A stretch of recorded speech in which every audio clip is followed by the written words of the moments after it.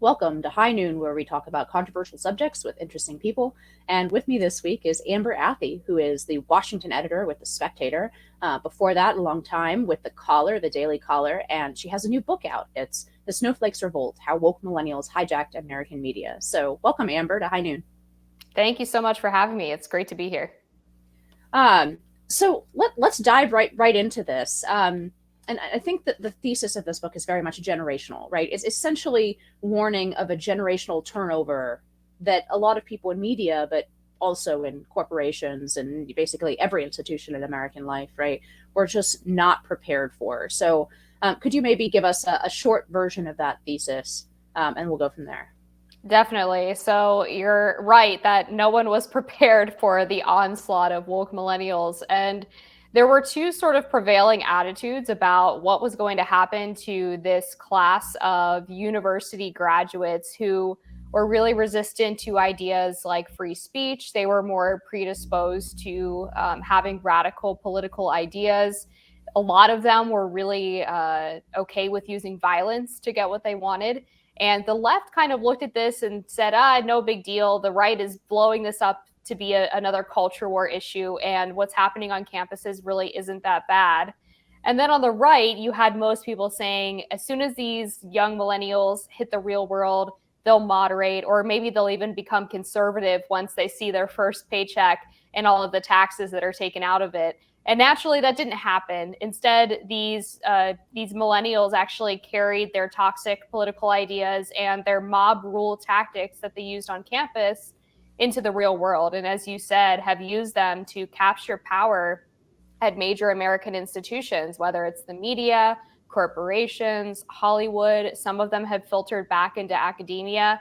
And they've, despite being some of the lowest level people on the totem pole in these institutions, have specialized to the point that they've made themselves kind of unfireable and uncancelable, because if you dare to go after them, you could be canceled yourself, or you would be accused of being racist because you're taking down the people who are supposedly fighting bigotry. So you have low to mid-level managers across institutions, and particularly corporations in the media, telling their managers how to run the show. And the managers were totally unprepared for this and have let it all happen. Yeah, there's a bit of sort of a generational dynamic with that as well, right? Where most of, because as you say, right, millennials are now just cresting 40, the oldest millennials, right? This is a generation born somewhere between I think the official numbers are like 1981 through like what, 97, 98, something like I think that. that's right. So you're at the tail end of that Yeah. generation. I'm like in the fat part of the bell curve, the millennial bell curve. Um, there is this real sense that, though, as you note in this book, there are people who like formally don't hold hierarchical power in these institutions. They aren't the editor in chief, right? They aren't the top people, who tend to be either like young boomers or Gen Xers at the top of the pyramid, because they're the ones who are in their 50s, their 60s at the end and peak of their careers. So why is it that the hierarchy has completely broken down? Because as you say, especially in these liberal institutions like in the media, there has been no like dad puts his foot down energy at all, right? Practically. It has been basically to roll over, even though the people causing most of the problems are either straight out of college at this point, they're Zoomers, or they're like, 5, 6, 7 years, they're like towards the midpoint of sort of, you're not entry level anymore, but you're not the top dog in the organization. So I'm asking you, like, in a free market where supposedly the CEO, what the CEO says goes, or you get fired. Why is it that so many of these managers have refused to put their foot down and actually discipline or fire younger staffers who simply don't want to knuckle under to the purpose of journalism in this case? Yeah, I think there's quite a few things that have disincentivized managers from pushing back. One of those things is that these young boomers and older Gen Xers don't really understand the social media marketplace, which is where a lot of these mob rule situations play out. So millennials will pop on Twitter and they will band together with other woke people and create hashtags and cancellation campaigns against brands or even individual people who are supposed to be in charge that they think are doing things incorrectly. So, for example, when the New York Times staffers went against the paper for publishing an op-ed by Tom Cotton about sending in the National Guard to quell riots in the summer of 2020, a bunch of New York Times staffers hopped on Twitter and said in a copy and paste fashion that the New York Times was putting Black staff lives in danger by publishing this op-ed. And if you're someone who's, let's say, 55 years old and you're in charge of a newsroom and you see a dozen to 20 people calling you out on Twitter and getting a bunch of retweets, you're probably going to freak out because you don't really know what that means. And these social media campaigns seem really all-encompassing when it's really just a vocal minority of people. And also, most of the New York Times subscribers, I suspect, are probably not hanging around on Twitter all day to see what Taylor Lorenz is tweeting about. But that's what these managers truly believe. They don't really understand how these campaigns work, and they view a few tweets as basically the end of the world. The second thing that's happening is that they are a generation, the young baby boomers especially, that grew up believing it was the worst thing in the world to be called a racist.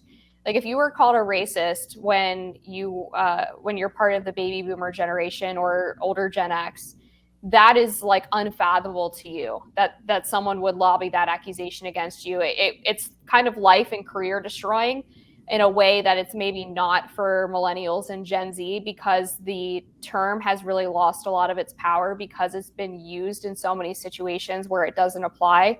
But for older people, that doesn't really track yet for them. They don't really get that term has been devalued, especially if you're a left-leaning baby boomer. And I mean, typically the kind of people who are leading newsrooms in mainstream media outlets tend to lean left.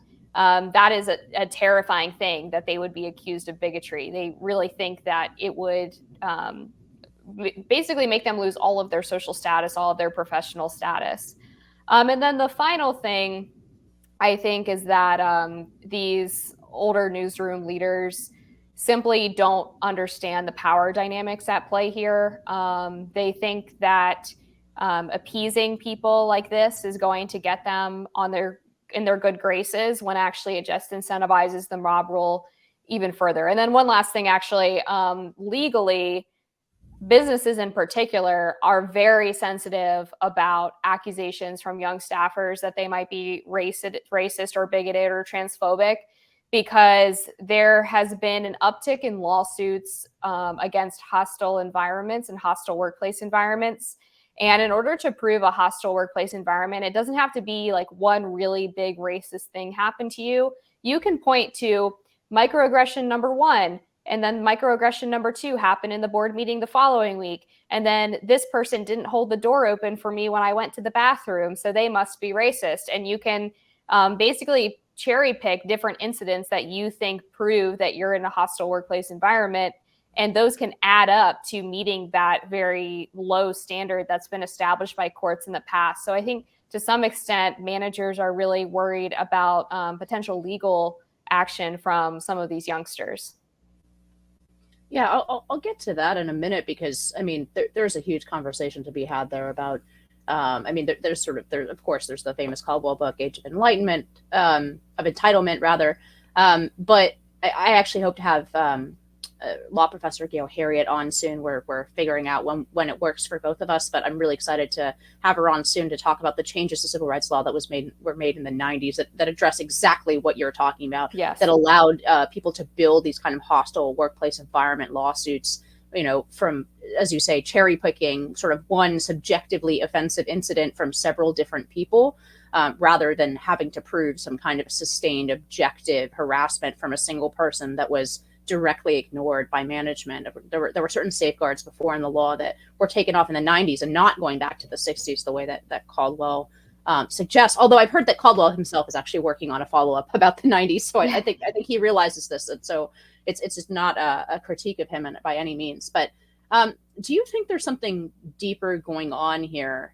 I mean, famously, right, generationally, if we're trading in generational stereotypes here, right? The boomers rejected a kind of hierarchy, the nuclear family, right? This is the the children of the 60s and 70s and the Cultural Revolution.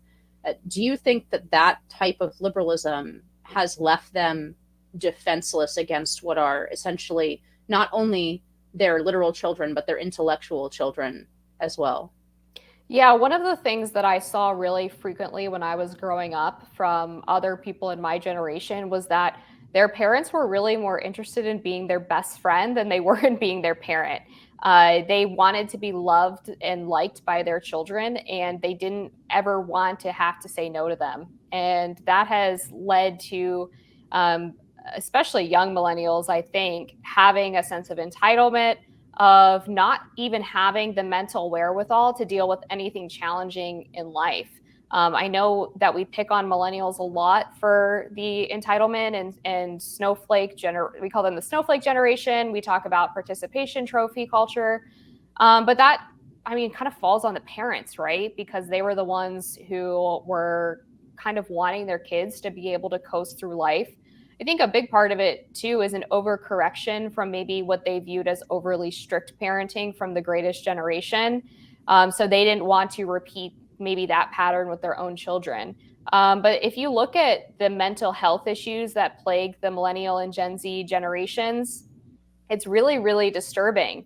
They have a higher level of depression. They're more likely to have social anxiety. A lot of them express having deep anxieties about climate change.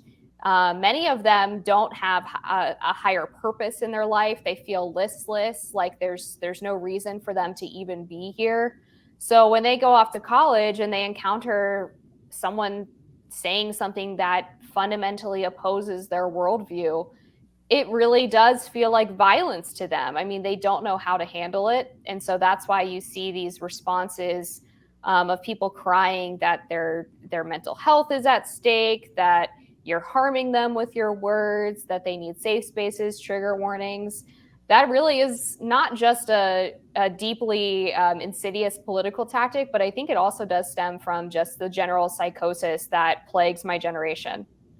That's what was going to be my next question, is whether you think that the fragility is sincere, because I've definitely heard both sides on this. And, folks like John McWhorter, for example, cannot possibly bring himself to imagine that this fragility is real, that anyone feels so deeply sort of damaged or unsafe because of speech or a mean word or whatever. And I'm kind of with you. I think it's real. I think the fragility is completely real, and the inability to deal with opposing views or to deal with any number of harsh realities about life, such as the fact that your sex is your sex, regardless of whether what you would like it to be like, or your body is your body, regardless of what you would like it to be like. You know, so where do you fall on that spectrum? I mean, you kind of hinted at that you think this is a real fragility from both millennials and from Gen Z under them. Yeah, I mean, I dealt with these people a lot when I was at Georgetown for undergrad. I was a very outspoken conservative, which was obviously not popular on campus.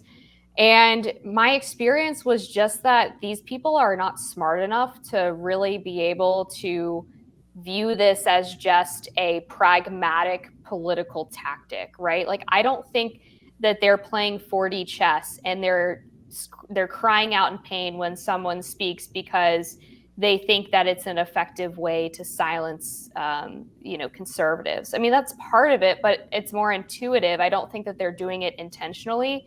It does stem from this deep-rooted lack of a sense of self and lack of ability to deal with challenges. And the offshoot of that is that they're offering the wrong solutions for how to fix it. So they actually make the problem worse. So if you're someone who is really sensitive and has a hard time dealing with things you find objectionable or offensive, every study basically on planet Earth says that exposing yourself to those things can actually make you stronger and give you the toolkit required to get over it, or even maybe change your mind, learn something new, etc. Instead, the millennial response is to shut down, curl up into a ball, scream loudly with your fingers in your ears so you don't ever have to face that challenge. If we were to talk about that reaction in response to basically any other phobia, we would say that that was a very unhealthy coping mechanism. But millennials do that repeatedly for speech and don't see that as a problem. There's a sex component to this, right? For example, Heather McDonald has this with regard to the university, wrote this article, "The Feminization of the American University," right? The Twitter anon Lomez wrote that essentially the same article for First Things about the longhouse, which is a more general concept. And you've kind of written it for media, even though not as explicitly. What is the role of women as opposed to men in this? And why do you think it is mostly women who, and no, by no means exclusively, of course, but you have to be blind not to see that this is predominantly young women who are behaving this way. You've nailed it. I mean, look at any video of a campus riot and you will see that it is majority women who are the ones screaming unintelligibly and throwing things and just generally being absolutely crazy. And I think it's probably due to the long march of feminism. And it sounds crazy, but I'll explain what I mean. Women are naturally more caregiving, we're naturally more empathetic, more compassionate, more sensitive. And traditionally, women would orient those instincts toward family and children. Well, now when you have more women than men going to college, getting married later in life, having fewer children, I think women are orienting those instincts towards political policy now. And from a political perspective, when you have the left telling an entire generation of people that you are more empathetic and compassionate when you adopt woke policies or when you vote Democrat. I mean, look at the way they frame the abortion issue, right? You hate women, you hate bodily autonomy, you're trying to kill women if you don't support abortion. And women are really susceptible to that kind of propaganda because it appeals to their sympathetic nature. So I think when you see those crazy reactions from women on campus, you're seeing them try to tap into that inner biological instinct to take care of people and protect people that they don't even really acknowledge that they have, and don't have anywhere else to put it until they have families. Yeah, I think Anna Kachian has pointed out that this is decidedly not a matriarchy, actually. I mean, that's another word that I hear sort of thrown around, but this is decidedly not a matriarchy. It's particularly women who are disconnected from men in any variety of ways, that they mostly are unmarried, they don't have sons. They increasingly, because of the previous, and was my point about this being sort of continuous and defense against the inevitable consequences of 60s liberalism. Oftentimes, most family, there are a lot more both young women and young men, and it shows up in different ways, growing up without continuous access to their father under the same roof. So I guess here, let's return this conversation to the journalism context. How do you see this dynamic playing out specifically in newsrooms, as opposed to, because we've been talking about it in a more generalized way, but there have been some very concrete examples of this dynamic. So the New York Times, you write about how after the Cotton op-ed was published, right, there was essentially a revolt in the newsroom that led to the firing of an editor and a ridiculous note being appended to the Cotton op-ed itself, basically admitting that it should not have been published. You also cite, I think, the episode with the Politico newsletter, which I vaguely remember, with they allowed Ben Shapiro to write the Politico sort of newsletter that went out, and they allowed a whole host of left-wing guest sort of newsletter hosts but the second they allowed Ben Shapiro, there was a huge revolt inside the newsroom. I mean, even even a while back, and I don't think this is in your book, but the Wall Street Journal dealt with its own revolt. There were a bunch of young Wall Street Journal reporters who signed some big document about how they needed to be more sensitive and blah blah blah. That kind of petered out, and I got the sense that in the Wall Street Journal they simply just didn't bow to it. So how what are the dynamics of these kinds of, because they are kind of labor disputes almost. They almost seem like culturally determined labor disputes from the sort of younger half of the more recent hires versus their bosses.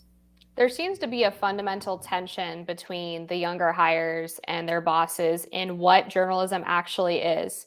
The old guard, which tends to be like center left people, obviously view journalism as a search for the truth, of having undergirding principles of objectivity and striving to be non-biased and presenting both sides of an issue and kind of letting the readers decide. Now, I still think liberal bias seeped into reporting through that because most of the newsrooms just tended to lean left. But this new guard is really different because they don't even agree on the values of what journalism is supposed to be. They don't agree with the traditional journalistic ethics. They view journalism as fighting on behalf of the downtrodden, of speaking truth to power, of being a voice for the voiceless, and naturally the marginalized groups that they want to protect, so to speak, are the Democratic base. So like LGBTQ advocacy orgs, liberal white women, wine moms, that sort of thing. So that tension has led to a lot of these revolts because you have this young class of reporters who believe that the paper or media outlet that they're working for should be a platform for these pet issues and not really a larger source of general information for the public to consume. It's just another form of activism for them. And some of the newsroom leaders have pushed back recently. The New York Times, for example, when their staffers signed a letter with GLAAD recently accusing the paper of transphobia for publishing an op-ed that defended J.K. Rowling, the New York Times said they weren't going to tolerate it anymore. At the Washington Post, when Felicia Sonmez went after Dave Weigel for retweeting what she said was a sexist joke, Felicia was ultimately fired for violating the company's social media policy. So there seems to be a little bit of a sea change happening, but I still don't think the newsroom leaders have fully grappled with just how much of an existential threat this is to them, because they don't understand, I think, that the young people, again, have a different view of what journalism is. I think they view the young people as kind of like a little misguided and kind of toxic, but they don't understand that if it were up to the young people in their newsrooms, nothing that they're doing would exist. None of them would have jobs. Everything about what they're doing would be fundamentally transformed. And until they grasp that, these like one-off incidents of, well, we're not really going to go that far is not going to stop the tidal wave of wokeness that is threatening to capture the vast majority of the American media. And this is a question based on not only on your book, but on my friend Batya Ungar Sargon, who came on the pod, talk about her book, Bad News, on I don't want to say a similar topic because it's related, but sort of two layers of looking at the problem, or two different frameworks of looking at the problem.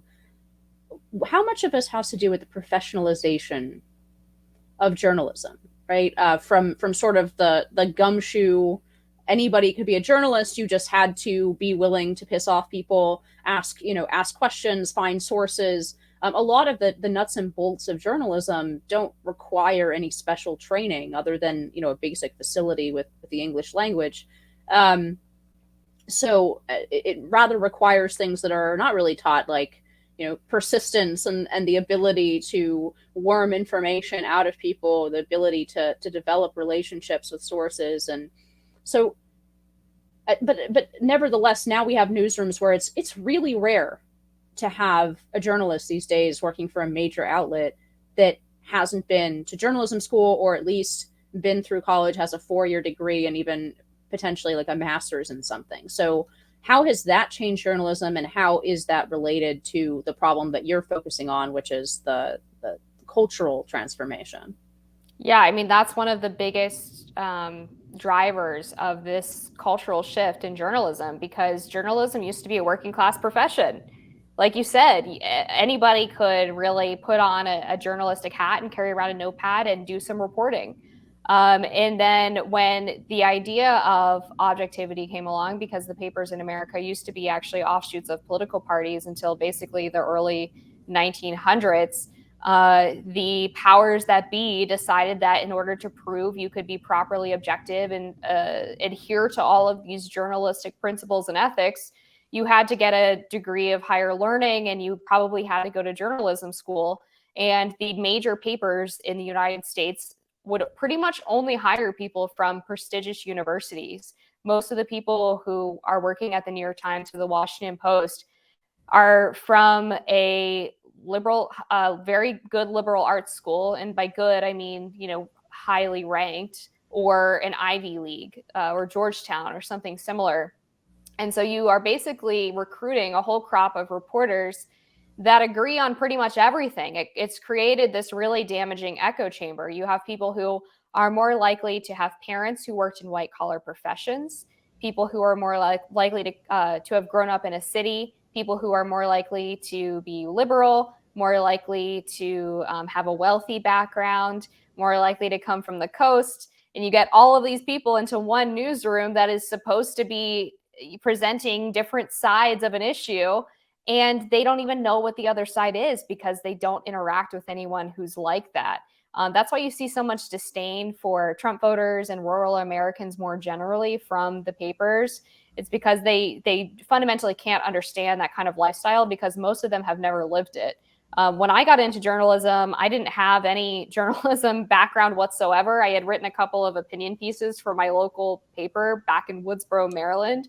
But most of what I learned was on the job training. And I found that when I'm hiring interns or fellows, the people who are actually the worst are the ones who have journalism degrees, because they've been so steeped in this really left-wing orthodoxy and how you're supposed to approach news gathering nowadays, which again is more about believing you have a monopoly on truth if you're a liberal, essentially, and then taking that into your news gathering. The people that have been most successful and most effective in terms of what traditionally we believe journalism to be have been people who come in sort of like unmolded clay and are willing to learn as they go and take feedback from editors. And I mean, that's the way it should be. And one of the things I really loved about the Daily Caller was that they would take on people who were maybe part of the way through their college degree program.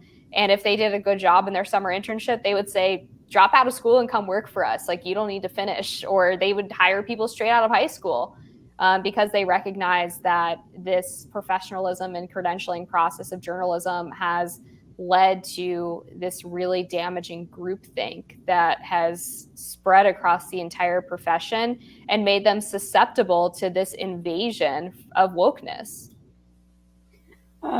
Speaking of gatekeeping and the professionalization of journalism as a whole, let's talk about who gets to ask the president questions, right? In some ways, the pinnacle of journalism, right? Getting to ask the president of the United States or his direct representatives questions about how power has been wielded that day, that week, that month, or under that administration. How do people get selected for the White House press pool? And I think this will surprise a lot of people who just haven't been adjacent to journalism. When you're first getting access to the White House in order to get a hard pass or some other special permission to go on campus, that comes through the administration, whoever's in charge in the Secret Service. But after that, pretty much every determination of access for reporters is done by the White House Correspondents Association, which is this elected group of bureaucrats who are journalists. And they tend to come naturally from the legacy corporate outlets because they've been there longer. They all are friends with each other. So you'll have reporters from the New York Times, the Washington Post, Associated Press, McClatchy, Reuters, basically running the show. And those are the people who get to determine the seating chart in the briefing room, which is obviously a huge part of who actually gets to ask questions. Because if you're in the line of sight of the press secretary, or you're seated in the first couple of rows, you're basically determined to be a high value journalist who deserves to ask a question. The last update to the briefing room seating chart by the WHCA, I think, led to a 49 liberal to 9 conservative split. And of those 9 conservative outlets, if you take off things like Fox Business, Wall Street Journal, you basically only have 5 non-corporate conservative media outlets who have permanent seats in the briefing room, and all of their seats are in the last 2 rows. Everyone else who's not on the seating chart has to stand in the aisles, or during COVID was not allowed in the briefing room at all to get any questions. So they have basically set up an entire system that benefits their friends in the legacy media and punishes everyone else. And the biggest problem is that in order to break into the system, you have to have a consistent presence at the White House. Well, if you are not getting consistent questions in the briefing room, or you're not getting a good setup spot for arrivals and departures when the president is boarding or deboarding Marine One, you have no incentive to be at the White House every day, because you're not producing any original news. You can do your job sitting in your office and probably get more done because you have a formal workspace, which you also don't have at the White House complex. So you basically have to accept that you're going to be bad at your job for probably several years until you can finally get the WHCA to accept you and your outlet into their little club. It's a very perverse relationship, and one that's not conducive to new outlets being able to get any access whatsoever to the president or his staff on a daily basis, and basically assures that the corporate legacy outlets are the ones who are going to be parroting the party line back to the press secretary on a daily basis. What do you think about press secretary for DeSantis, Christina Pushaw's strategy here? Because I can see both sides of this, which is she does not, and when she was governing DeSantis's press strategy, she does not talk to and does not grant access to legacy media outlets. On the very colorable argument that essentially there's no way to get a fair shake, that it rewards them, that there's this kind of feed loop that's beneficial to the legacy media outlets when Republicans or conservatives go ahead and, for example, leak stories to those outlets, give interviews to those same outlets. That Republican presidents are much more likely to give information or an interview to the New York Times than they are to the Daily Caller, let's say, or the Spectator, or whoever. So she says basically this is a bad strategy, that in fact part of the strategy of building up independent or conservative media outlets has to involve the principals here, the politicians, and those who wield power on behalf of, quote unquote, the right, to actually grant that kind of news-making ability to conservative media. On the flip side, of course, there's the argument that if you get an interview with the New York Times, you are speaking to an audience that is not going to hear anything close to your perspective from anyone else. And that even getting in that, even in a slanted way, even if you're squashed into the final paragraph, that's better than the alternative, because those outlets do retain that kind of mainstream legitimacy. Which side of that argument would you fall on, you think? I fall on Christina's side. Just, seeing it in person as a White House reporter, there were so many instances in the Trump administration where I would go in for a background briefing and I would get stuck with some low-level staffer while across the hall, the New York Times was sitting down with a principal in the administration for the same story. Or I would be working on a story and then the statement goes out to the Washington Post, or all of a sudden there's this huge article with background information from administration officials to legacy outlets. And inevitably what would happen is someone from the Trump comms team, or pretty much any other Republican member on the Hill, for example, come running to conservative and independent media, and they say, look at how unfairly they've treated us. We gave them this story and they've warped it beyond recognition, or they used this part of the interview that was supposed to be off the record and they printed it, or they went and got all these quotes to make us look bad from left-wing activist organizations, and now our message is totally garbled. And my reaction was always like, I'm not your cleanup person, right? Like, I'm not here to be the mop in your kitchen that helps you after you've just made the strategic error of going to an outlet that you knew was going to treat you unfairly. It's like the old parable about picking up the snake and the snake bites you and the snake says, well, you knew I was a snake, when you took me in. That's kind of, I think, what traditionally Republicans have done with the mainstream media. And it drives me crazy, because I think Christina's right about the fact that these people have legitimacy because everyone gives them access. And if you take away from their access, then they no longer have this institutional power that they've traditionally had. There were other instances in the Trump White House where, like, CNN would publish a Russiagate article, and the next day I saw someone from the comm staff coming out into the briefing room and ushering a member of the CNN team back to upper press to give them an interview. It was like, you're just rewarding them for this horribly bad behavior. And I mean, I'm not, I wouldn't say that I'm pro shutting all of them out immediately. But if they prove to you that they are not there for journalistic purposes, if they're there just to take you down or to only present one viewpoint, then that's not a journalistic operation anyway. And no, they shouldn't get access. So what is sort of the future here? Are we going to see a media that strives to return to a certain kind of objectivity, say of the big 3 days?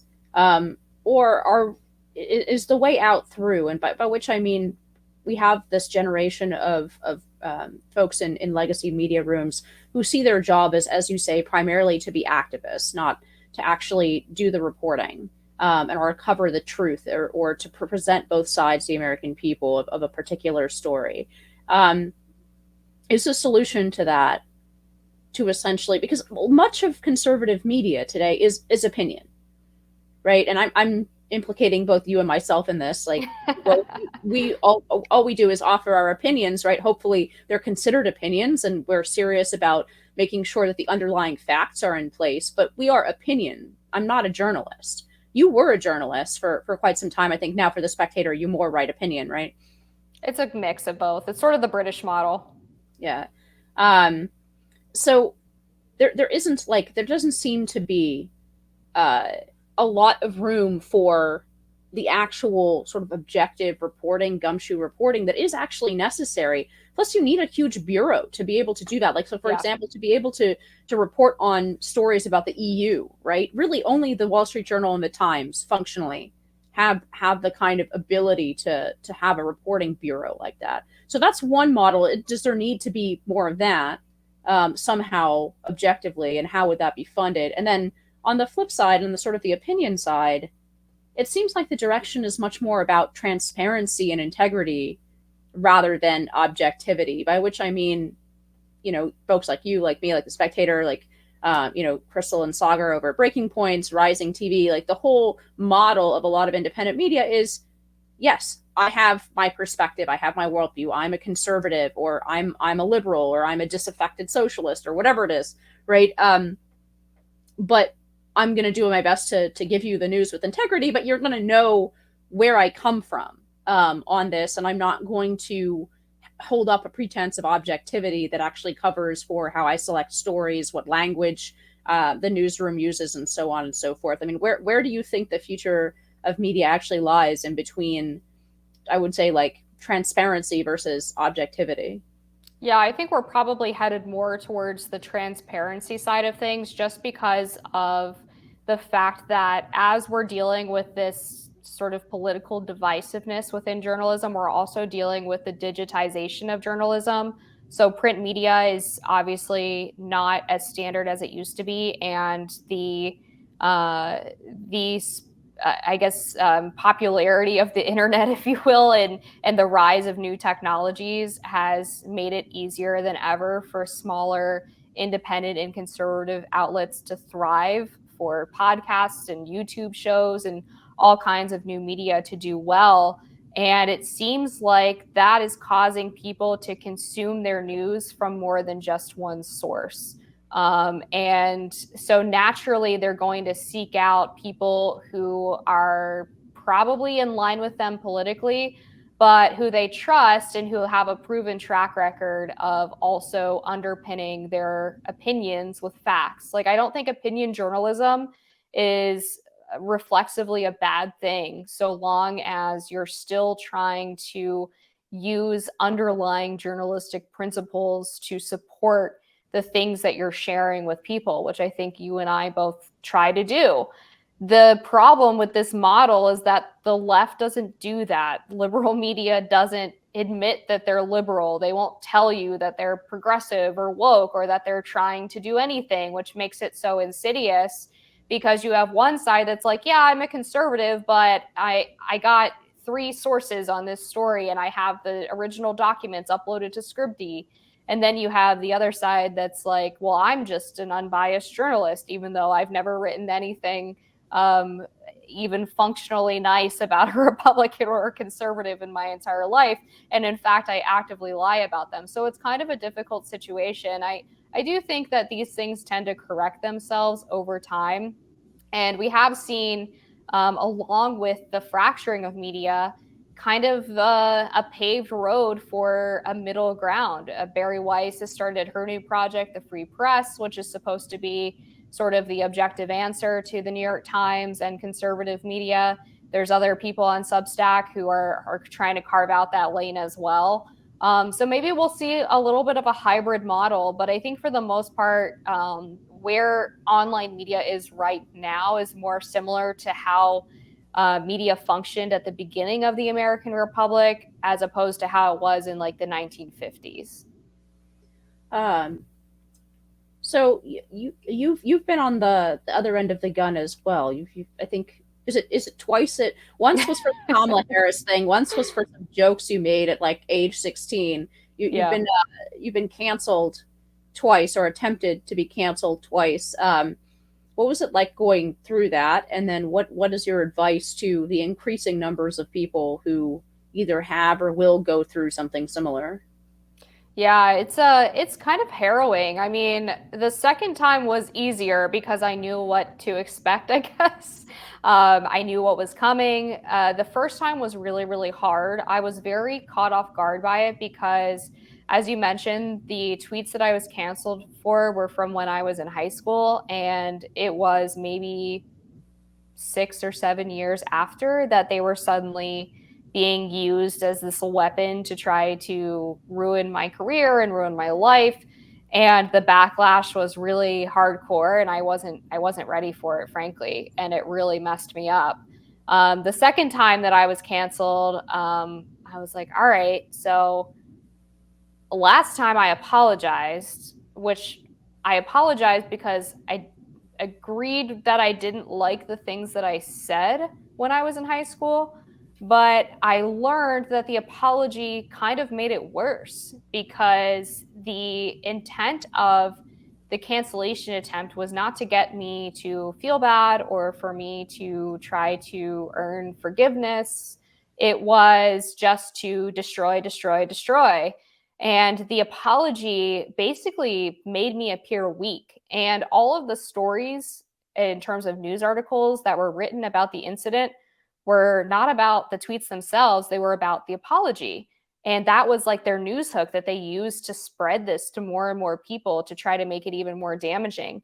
So the second time around, I was like, all right, well, I'm certainly not going to apologize. And I mean, that time an apology would have been stupid anyway, because there was nothing wrong with what I said. For the record, it was a joke about Kamala Harris's brown suit at the State of the Union or something. She had it on. Yeah, I said made a joke about UPS. Yeah, I said Kamala looks like a UPS employee. What can Brown do for you? Nothing good, apparently. Which, if you're, I think, over the age of maybe 25, you know the UPS slogan.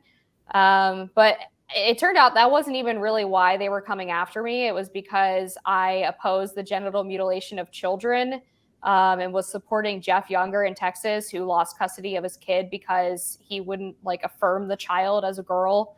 So they were kind of using the Kamala tweet as this convenient excuse to go after me. And when I looked back at the first cancellation, I was like, oh my God, it was the same thing. It wasn't actually about my high school tweets. What happened was I was on NRA TV and I was speaking out against anti-Semitism from Ilhan Omar and Rashida Tlaib. And I guess somebody decided that criticizing them was not acceptable. So they sought to use the high school tweets as proof that I was a hypocrite. So they're very dishonest, and the way that they use these things to get rid of people, I've found is there's usually an ulterior motive. So you have to kind of look at the bigger picture if you're being canceled and think, okay, like, why are they coming after me? What is the bigger reason for this? Because it's not usually just the thing that you said. There's usually something else motivating it. And if you can get to that, then it makes it a little bit easier to figure out exactly how to maneuver. But it's also hard because, like, I have a platform, right? So when I was canceled the second time, I was fired from my radio show at WMAL. And I was able to get media hits on Tucker Carlson, and I was able to go on Inside Edition and all of these mega platforms and tell my story and show that what the radio station had done was wrong and talk about how dishonest the cancellation attempt was. But if you're not someone who has that, if you're just a regular Joe and people are coming after you, like, you have to make a different calculation. You have to decide what's worth it to you. You have to decide if you can support your family if you lose your job. You have to decide, like, what is the opportunity that your employer is giving you? Are they saying if you apologize, we'll keep you on? You kind of have to be a lot more careful and make these sort of split-second decisions about your livelihood, and that's really hard. So I'm always reluctant to give advice to people like that, because I was very lucky in my situation that I was able to turn this into something kind of positive for me and into new opportunities. Yeah, I'm very sensitive to that as well when I talk about this subject generally on this podcast and elsewhere. Is there is a real privilege involved in being able to speak freely these days, and actually have it be tied to your reputation as a writer, a public speaker, whatever it is, and most people don't have that. I'm like very, very cognizant of it, but I do think that Roger said it best when I had him on. He said, not everything has to be a red line. There's plenty of room for putting putting food on the table for your family and making that the first priority. It's not a condemnation of everyone who doesn't speak out, but you better figure out what your red line is, because eventually you're more than likely going to be asked to cross it. That's the direction of our society. So you better think about carefully in advance what things are worth incurring some of those penalties for, because it may not be this particular, may not be a tweet, or it may not be, speaking publicly on one of these issues, but eventually you are going to be asked to choose between your integrity and the ability to make a living. That's the direction, unfortunately, that we're going. So that's a really good perspective. And if I could jump in there, I mean, one of the things that really bothered me in retrospect about the Kamala tweet and the firing by WMAL was I was grappling with that red line myself, because WMAL had a vaccine mandate. And I was really resistant to getting vaccinated. I ended up getting the Johnson & Johnson because I thought, it must be better than the 2-shot mRNA. I don't know. And I was really torn about it for several months. And, 6 months later, I was canned over a tweet. And I looked back and I thought, man, I really should have stuck to my guns on that vaccine issue and told them to pound sand, because clearly they didn't value me anyway. So it was a good lesson for me in feeling like if you're erring on that line, there's probably a pretty good reason, and to maybe follow your heart on those kind of issues. Yeah, it's going to be a different calculation for everybody. And I have, as you said too, right? Like, we have a lot of advantages in being able to speak publicly like this that other people don't, and we're both very, very cognizant of that. But I do think that everyone has to think about at what point, what lines they're willing to cross, because unfortunately that's the direction that we're going. Amber, thank you so much for coming on High Noon. You can find Amber's work, Amber, under Amber Athey. She's the Washington editor with the Spectator, so you can find her work with the Spectator there. Her new book is The Snowflakes Revolt: How Woke Millennials Hijacked American Media, and covers much of what we discussed today in more detail about how these what I would call the cultural inquisition has hit America's newsrooms and how they've reacted to that. Amber, thank you so much for coming on. Thank you, Inez. And thank you to our listeners. High Noon with Inez Stepman is a production of the Independent Women's Forum. As always, you can send comments and questions to inez.stepman@iwf.org. Please help us out by hitting the subscribe button and leaving us a comment or review on Apple Podcasts, Acast, Google Play, YouTube, or iwf.org. Be brave, and we'll see you next time on High Noon.